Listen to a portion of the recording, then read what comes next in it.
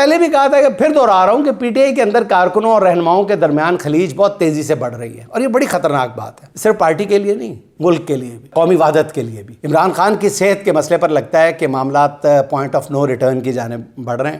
رحیم یار خان میں پیش آنے والے واقعہ کارکنوں اور رہنماؤں کے درمیان جاری اسی کشیدگی کا ایک مظہر ہے۔ ہوا یہ کہ آپ نے دیکھ لیا ہوگا کہ پی ٹی آئی رحیم یار خان کے صدر رئیس محبوب نے اپنے گھر میں پارٹی کارکنوں کا ایک اجلاس بلایا، جس میں شعیب جٹ نامی ایک کارکن ان سے چپتے ہوئے سوال کر رہا ہے۔ کارکن نے سوال کیا کہ سب سے پہلے صدر سے کہا، ضلعی صدر سے کہا، سب سے پہلے آپ استعفیٰ دیں، آپ اس ضلع کے صدر کے عہدے کے اہل ہی نہیں ہیں، آپ کے گھر سے آدھا کلومیٹر دور موٹر وے ہے، کیا آپ نے 8 فروری کے احتجاج کے دوران موٹر وے بند کرائی؟ آپ اپنا فیس بک پروفائل کھولیں، آپ کے page per P T I کی کوئی ایکٹیویٹی نہیں ہے، صرف آپ کی ذاتی تشہیر کی ویڈیوز ہیں۔ پھر اسی نوجوان کارکن شعیب جٹ نے مزید کہا کہ آپ عمران خان کے لیے کچھ بھی نہیں کر رہے، تم لوگوں کی وجہ سے آج عمران خان قید میں ہے، اگر عمران خان کے لیے نہیں نکل سکتے تو یہ عہدہ چھوڑ دو۔ نوجوان شعیب جٹ کے ان سوالات کو ضلعی صدر نے obviously اپنی توہین جانا، یہ 2 ٹکے کا چھوکرا اور مجھ سے ایسے سوال کر رہا ہے غریب آدمی۔ پھر مبینہ طور پر پولیس کے ساتھ ساز باز کر کے شعیب جٹ کے گھر پر ریڈ کرایا گیا،